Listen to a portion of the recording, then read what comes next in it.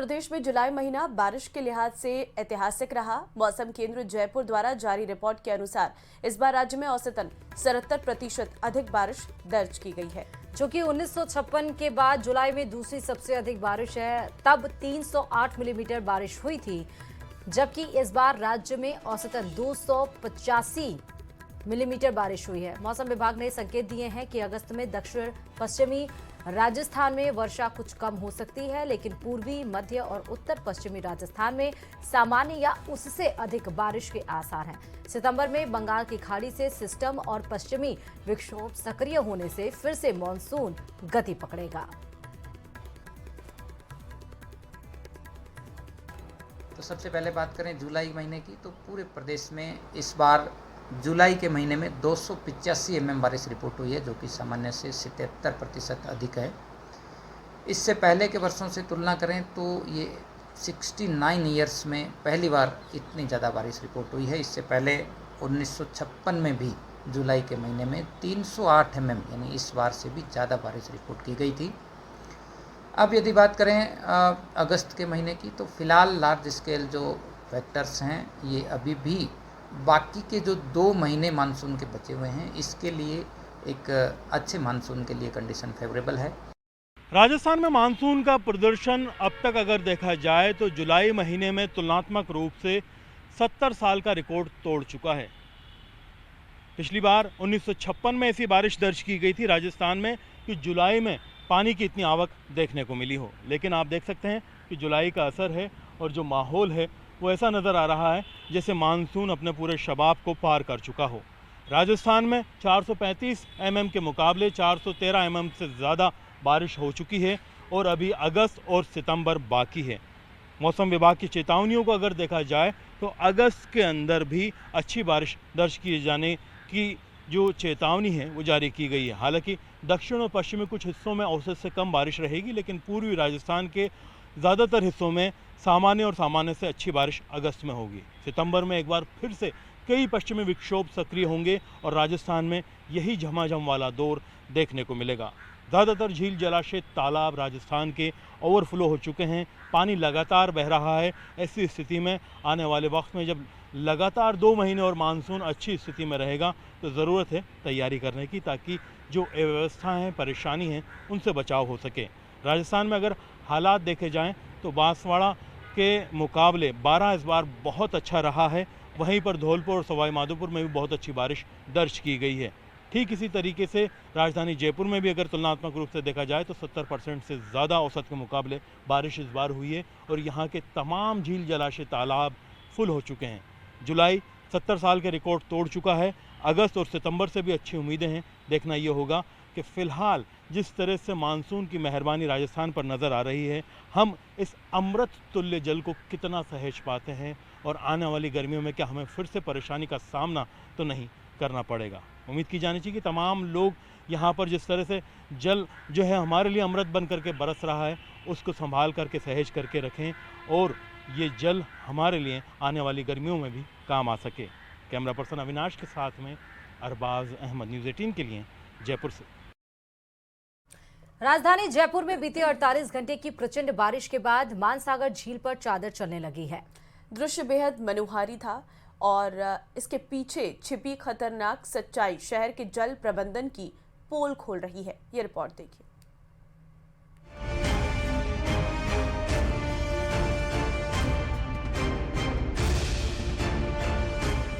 राजधानी जयपुर में पिछले 3 दिन से लगातार जारी रही अति भारी बारिश के बाद में अब जो जल भराव है और जल निकासी है वो राजधानी जयपुर के लिए बड़ी समस्या बनने लगी है। राजधानी जयपुर की सबसे पुरानी और सबसे बड़ी झील मानसागर झील पूरी तरह से ओवरफ्लो हो गई है। इस झील के बाहर पानी निकल करके अब निचली बस्तियों की ओर बढ़ने लगा।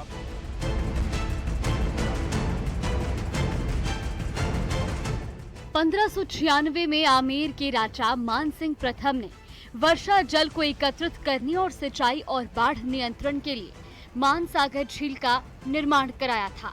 लेकिन अरावली की तलहटी में बनी ये झील अब शहर के सीवरेज और बारिश के पानी का ठिकाना बनकर रह गई है।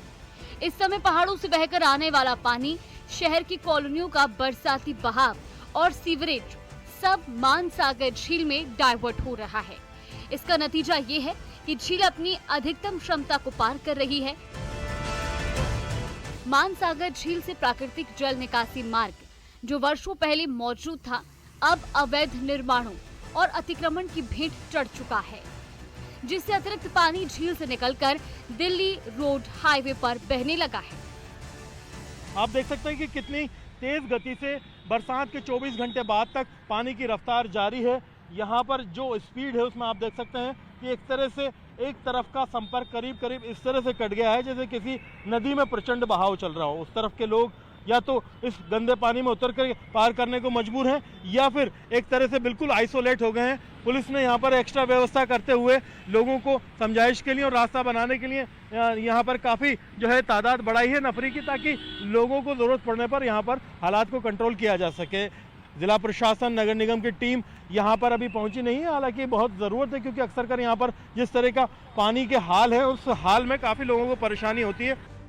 इस जल प्रवाह की चपेट में दिल्ली रोड के किनारे बसी कॉलोनियां जैसे कि ब्रह्मपुरी, कच्ची बस्तियां और निचले रिहायशी क्षेत्र आ रहे हैं। वहां जल भराव की स्थिति इतनी गंभीर है कि स्थानीय लोगों की आवाजाही बाधित हो रही है और रात के समय जानो माल के खतरे की स्थिति बनी हुई है।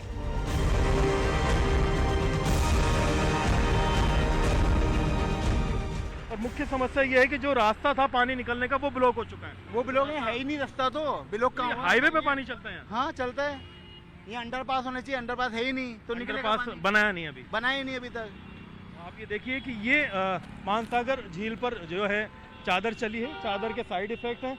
कई बस्तियां जो है एक तरह से यहाँ पर उनका संपर्क इधर से इधर नहीं हो पा रहा है। रास्ते में जो लोग हैं आवागमन वाले बताते हैं कई वीआईपी यहाँ से जाते हैं। अभी भी यहाँ पर जो है राज्यपाल का एक जो है टूर होना है, दिल्ली रोड पर कई कार्यक्रम में शिरकत करनी है। तमाम वीआईपी देख करके चले जाते हैं, लेकिन कोई हल इस समस्या का नहीं निकलता है। उम्मीद की जानी चाहिए कि जल्दी ही जो जिम्मेदार लोग हैं इसके लिए कुछ करेंगे ताकि ये समस्या ख़त्म हो सके। कैमरा पर्सन अविनाश के साथ में अरबाज अहमद, न्यूज़ 18 के लिए जयपुर से। नमस्कार, बहुत स्वागत आपका सुप्रभात राजस्थान में। मैं हूं आपके साथ श्रुति श्रीवास्तव और मैं हूं आपके साथ ममता तिवारी। शुरुआत कर लेते हैं इस बुलेटिन की। सीएम भजनलाल शर्मा का आज बांसवाड़ा सलूम्बर दौरा रहने वाला है। सुबह 8:20 पर जयपुर एयरपोर्ट से जाएंगे उदयपुर, फिर बांसवाड़ा में पीएम किसान सम्मान निधि कार्यक्रम में भाग लेंगे। सम्मान निधि की 20वीं किश्त जारी करेंगे सीएम भजनलाल।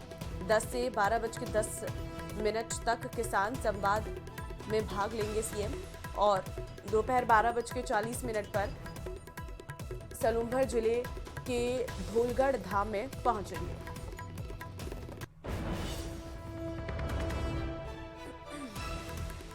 बाद में सीएम किन्नर गांव में स्थानीय कार्यक्रम में भाग लेंगे। दोपहर 2:45 पर सीएम के जयपुर लौटने का कार्यक्रम भी है।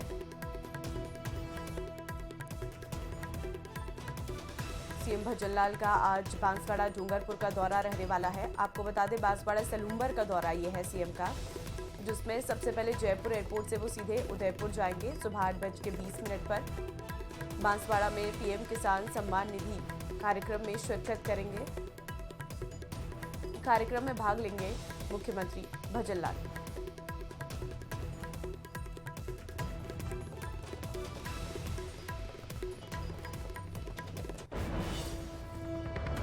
तो दोपहर 12:40 पर सलूम्बर जिले के धौलगढ़ धाम पहुंचेंगे और एयरपोर्ट से आज जयपुर से एयरपोर्ट से रवाना होंगे उदयपुर के लिए। सुबह 8:20 पर फिर बांसवाड़ा में पीएम किसान सम्मान निधि कार्यक्रम में शिरकत करेंगे। और चलिए अब बात अजमेर से बड़ी खबर की। वन विभाग की जमीन से अतिक्रमण हटेगा। अजमेर के तारागढ़ पहाड़ी में बड़ी कार्रवाई की गई है। हजारों की संख्या में पुलिस जाब्ता तैनात रहा। शहर के एडिशनल एसपी थाना अधिकारी के साथ एसटीएफ भी तैनात है। करीब 250 अवैध निर्माणों को किया गया है चिन्हित। कुछ देर में अवैध निर्माणों को ध्वस्त करेगी वन विभाग की टीम।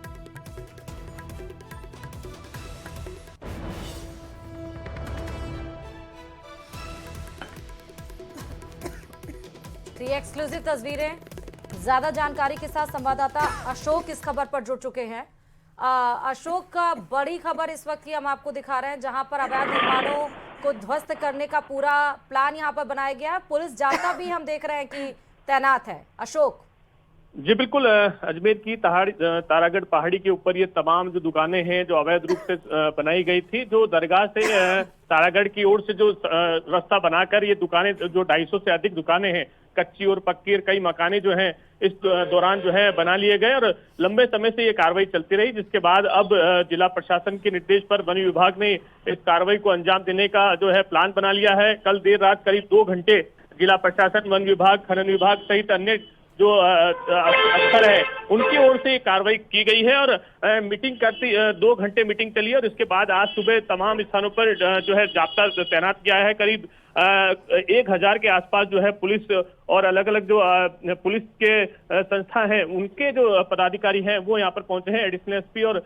एसपी की देखरेख में ये कार्रवाई हो रही है। कलेक्टर खुद यहाँ पर कल रात को मौका मुआयना करके आए थे और अब जो है पूरे रास्ते को साफ करने की कवायद जो है वो शुरू कर दी गई है। तारागढ़ से पहाड़ी से होते हुए अंदरकोट और अंदरकोट के अलावा जो जालियान कब्रिस्तान है और जो दरगाह है नीचे तक, वहां तक जो अवैध निर्माण है उनको हटाने की कार्रवाई जो है अब सुबह से ही यहाँ पर जो है कार्रवाई शुरू करने की यहाँ पर जो है कवायद शुरू कर दी गई है। तो अब प्लान बनाया जा रहा है तरह से जो है इस पूरे रास्ते को साफ कराया जा सकता है। अवैध रूप से जो जंगल में रास्ते बना लिए गए, दुकानें बना ली गई, कई मकान ऐसे हैं जो बना लिए गए जिनको पहले भी चिन्हित किया गया था, नोटिस इनको दिया गया था, लेकिन किसी तरह की कोई कार्रवाई नहीं होने पर हालांकि कई मकानों ने अपने आप को खाली कर लिया वहां से और कई लोग जो है दूसरे स्थान पर गए हैं, लेकिन फिर भी 100 से 150 लोग जो ऐसे हैं जो अभी भी वहीं चिन्हित हैं, तो उनको हटाने की कार्रवाई यहाँ पर जो है आज से शुरू करने का अभियान यहाँ पर चलाया गया है। सुबह 5:30 बजे से ही तमाम जो जाब्ता है वो रात को यहाँ पर तैनात किया गया था। अब जो है तारागढ़ से लेकर जो नीचे तक करीब 250 मकान हैं उनको हटाने की कार्रवाई यहाँ पर शुरू करने की जो कवायद है वो शुरू कर दी गई है। लेकिन हालांकि इस दौरान क्योंकि मीडिया को जो है दूरी रखने के लिए कहा गया है, क्योंकि एक रास्ता है वो कच्चा रास्ता है, यहाँ पर किसी तरह की घटना ना हो, इस बात को ध्यान में रखते हुए मीडिया से निवेदन किया गया है कि वो जो है इस कार्रवाई के दौरान दूर रहे, क्योंकि ये कच्चा रास्ता है पूरा, वहां पर नेटवर्क भी नहीं मिलता और लोगों की आवाजाही एक ही जो मार्ग है उससे होती है। करीब 1.5 से 2 किलोमीटर का जो रास्ता है, बताया जा रहा है कि जो 2 मार्ग हैं वो करीब 3 किलोमीटर के मार्ग हैं, उस पर ये रास्ता पूरा बनाया गया है। तो ऐसे में इस पूरे रास्ते को खाली कराकर जो वन विभाग की जमीन है उसको मुक्त कराने की कार्रवाई यहाँ पर की जा रही है। तो एक बड़ी कार्रवाई जो है आज यहाँ पर की जानी है। इसके लिए अजमेर ही नहीं, अजमेर के आसपास के जिलों से भी पुलिस मंगाई गई है, साथ ही वन विभाग की जो टीमें हैं वो भी। ठीक है अशोक, बहुत शुक्रिया अब तमाम जानकारी देने के लिए। चलिए खबरों में आगे बढ़ते हुए भरतपुर से आपको खबर बता रहे हैं। मृत अवस्था में 3 लोगों के शव पाए गए हैं, जिसमें महिला और बच्चा भी शामिल बताया जा रहा है। मृत अवस्था में मिले 3 लोग, जिनमें 1 महिला और बच्चा शामिल है। मृतकों की यहां पर पहचान नहीं हो पाई है। सूचना मिलने पर पुलिस मौके पर पहुंची है। सेवर थाना क्षेत्र के कंजौली के पास की घटना ये बताई जा रही है। तो भरतपुर से बड़ी खबर है, मृत अवस्था में 3 लोग पाए गए हैं। तीनों की पहचान हालांकि नहीं हो पाई है, महिला और बच्चा शामिल है उसमें। आपको ये भी बताते चलें कि अभी तक मृतकों की पहचान नहीं हो पाई, लेकिन जैसे ही पुलिस को सूचना लगी, पुलिस मौके पर पहुंची। सेवर थाना क्षेत्र के कंजौली के पास की घटना बताई जा रही है। दीपक संवाददाता इस वक्त हमारे साथ फोन लाइन पे हैं। दीपक, महिला और बच्चा मृत हालत में मिले हैं, क्या है ये पूरा मामला? 3 लोगों के मृत अवस्था में ये सब मिले हैं और ये सेवर थाना इलाके का कंजौली पुल है, वहां के पास की ये घटना है। फिलहाल सूचना मिलने पर जो सेवर थाना पुलिस है वो मौके पर पहुंची हुई है। पूरे मामले की जांच की जाएगी। अभी उनकी जो शिनाख्त है वो नहीं हो पाई है, ऐसे में पूरे मामले की जांच की जाएगी। उसके बाद शिनाख्त करके उनके परिजनों को सूचना दी जाएगी। फिलहाल जो वहां पर स्थानीय लोग मौजूद थे उन्होंने पुलिस को सूचना दी। सेवर थाना पुलिस मौके पर घटनास्थल पर पहुंची हुई है, जिसमें जो शव है उसमें एक महिला और बच्चा शामिल है। अब क्या कारण है, किस वजह से ये हादसा हुआ है, इस पूरे मामले की जांच तो पुलिस करेगी। फिलहाल वहां पर स्थिति है, FSL की टीम बुलाई गई है, डॉग स्क्वाड की टीम बुलाई गई है और पूरे मामले को लेकर के जो पुलिस द्वारा जांच है वो की जा रही है। जी ठीक है दीपक, बहुत शुक्रिया।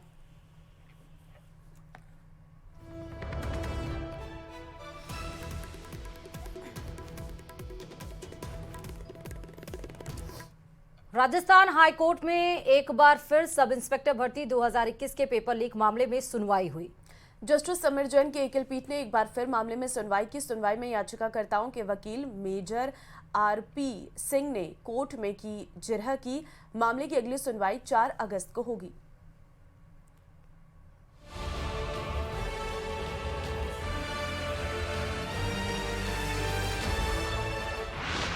एसआई भर्ती परीक्षा 2021 का मामला, कोर्ट में फिर हुई सुनवाई। 4 अगस्त को फिर सुनवाई करेगा कोर्ट।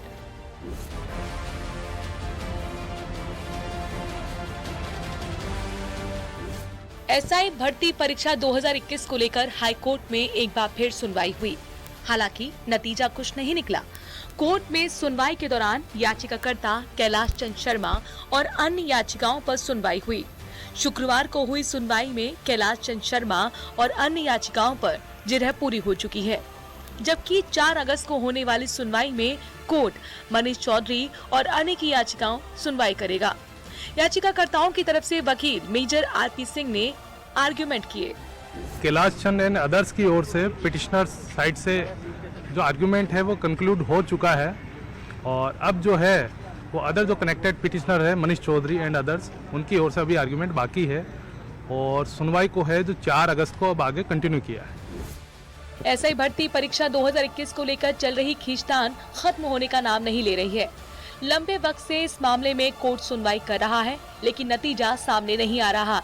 शुक्रवार को हुई सुनवाई के दौरान उम्मीद थी कि कोर्ट किसी नतीजे पर पहुंचेगा, लेकिन एक बार फिर तारीख मिली। सरकार की ओर से केवल ये कहा गया कि हम इसको प्रिलिमिनरी ऑब्जेक्शंस है उसी पे आर्ग्यूमेंट कर रहे हैं और उसके बाद हम मेरिट पे बाद में करेंगे। तब ये कहा गया था आरपी सिंह जी की ओर से भी और कोर्ट की ओर से भी कहा गया कि आप अपना आर्ग्यूमेंट तो पहले ही कंक्लूड कर चुके हैं, यदि आपका कुछ अगर बाकी है तो आप इसको है जो रिजॉइंडर फाइल कर सकते हैं, मैं उसके लिए आपको 1 दिन दे दूंगा। और उनकी तरफ से यही ऑब्जेक्शन था कि हम मेरिट के लिए हम बाद में जाएंगे, तब उसके लिए कोर्ट ने उनको ना कह दी और ये भी कहा कि मैं पूरा एक साथ कंक्लूड कर रहा हूँ मेरिट और जो भी ऑब्जेक्शन है उसके ऊपर।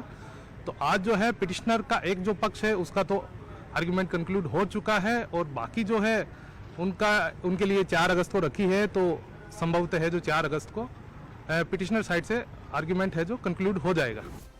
इस मामले में सरकार तर्क दे चुकी है कि भर्ती में बड़े पैमाने पर गड़बड़ी नहीं हुई है और जिन अभ्यर्थियों ने फर्जीवाड़ा किया उन्हें गिरफ्तार करके चयन प्रक्रिया से बाहर कर दिया गया है। इसीलिए सरकार भर्ती रद्द करने की मांग वाली याचिका को खारिज करने का अनुरोध कर रही है। कोर्ट सरकार को फटकार लगा चुका है। इतना ही नहीं, एसआईटी चीफ वीके सिंह से भी इस बाबत सवाल जवाब हो चुके हैं कि उन्होंने सरकार की मंजूरी के बिना भर्ती परीक्षा को रद्द करने की सिफारिश कैसे की। इसके अलावा उनसे कैमरे ट्रायल के दौरान 700 से ज्यादा अभ्यर्थियों के रीटेस्ट के मुद्दे पर सवाल किए गए थे, जिसके जवाब में उन्होंने इस प्रक्रिया को अनुसंधान का हिस्सा करार दिया था। एसआई भर्ती परीक्षा रद्द करने को लेकर सुनवाई फरवरी 2025 से चल रही है, लेकिन जुलाई 2025 की शुरुआत से खासकर 1 जुलाई को सरकार द्वारा भर्ती रद्द न करने के फैसले के बाद सुनवाई काफी तेज और लगातार हो गई है। कोर्ट इस मामले को अंतिम रूप देने की कोशिश कर रहा है। अब सबकी निगाहें 4 अगस्त की सुनवाई पर है। राज्य सरकार ने हाई कोर्ट में अपना रुख स्पष्ट कर दिया है कि वो फिलहाल एसआई भर्ती 2021 को रद्द नहीं करेगी, लेकिन हाई कोर्ट सरकार और जांच एजेंसियों के रुख से संतुष्ट नहीं है। Bureau report, news 18 Rajasthan.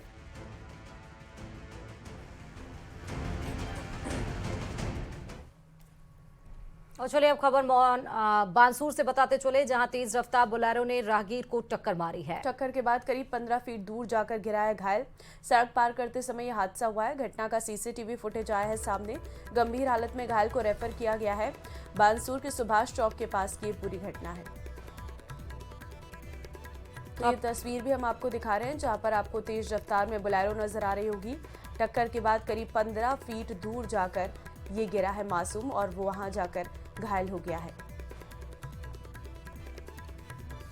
तो गंभीर हालत में घायल को रेफर कर दिया गया है। ये तस्वीरें जो हम आपको दिखा रहे हैं, जिसमें आप देख सकते हैं किस तरह से ये पूरी घटना घटित हुई है। तो तेज रफ्तार बोलेरो का कहर देखने को मिला है। घटना का सीसीटीवी फुटेज सामने आया है।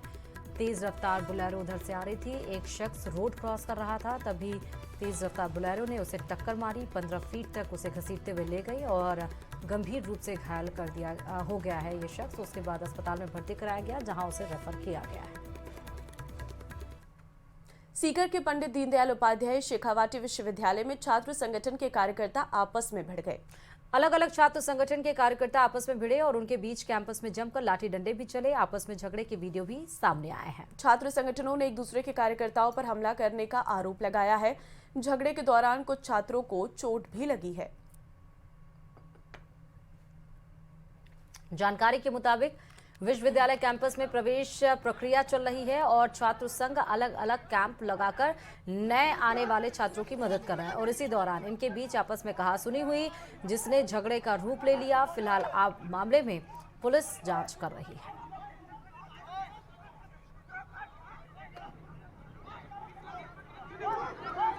जब आप आज सुबह से यूनिवर्सिटी में प्रवेश प्रक्रिया चल रही थी, तब हमारे संगठन के छात्र नेता वहाँ पे आए हुए छात्रों की हेल्प कर रहे थे।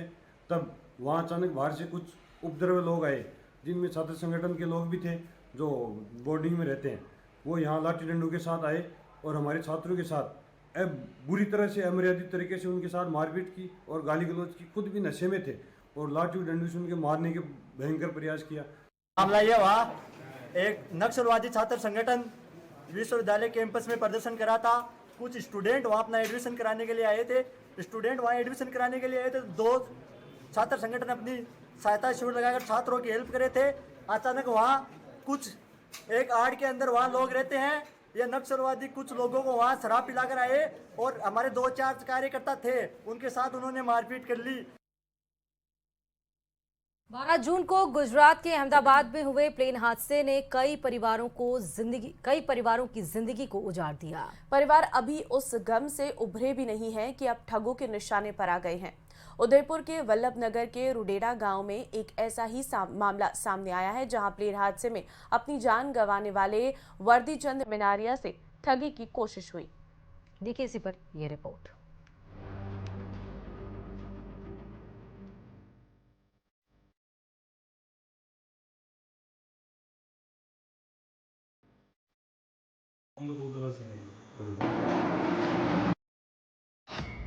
पहले प्लेन हादसे में उजड़ा परिवार,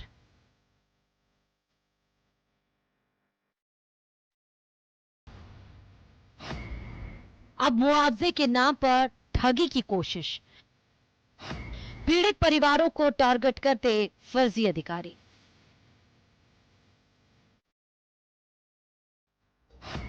Ahmedabad air India dream liner हादसे के रोंगटे खड़े करने वाली तस्वीरें अभी तक लोगों के जहन से हटी भी नहीं हैं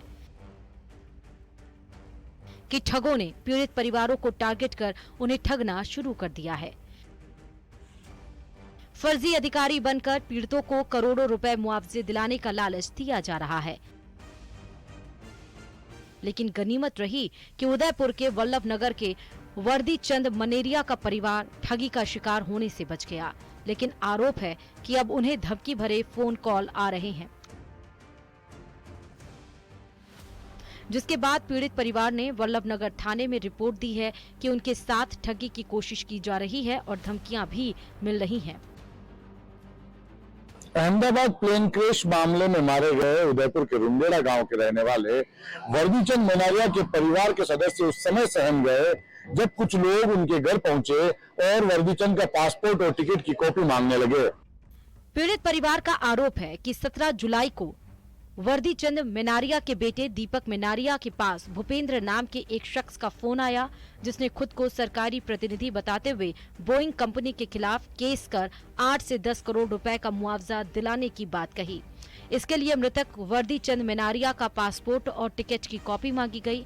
18 जुलाई को एक महिला और पुरुष गुजरात नंबर की कार से वर्दीचंद के घर पहुंचे। उन्होंने खुद को सुप्रीम कोर्ट से जुड़ा हुआ बताया और वर्दीचंद की पत्नी से बातचीत की। परिवार को शक हुआ तो उन्होंने बेटे दीपक को बुलाया। आरोप है कि ठगों ने दबाव बनाकर खाली स्टाम्प पेपर पर साइन कराने की कोशिश की और जरूरी दस्तावेज मांगे। मना करने पर कॉल और मैसेज के माध्यम से धमकी दी गई।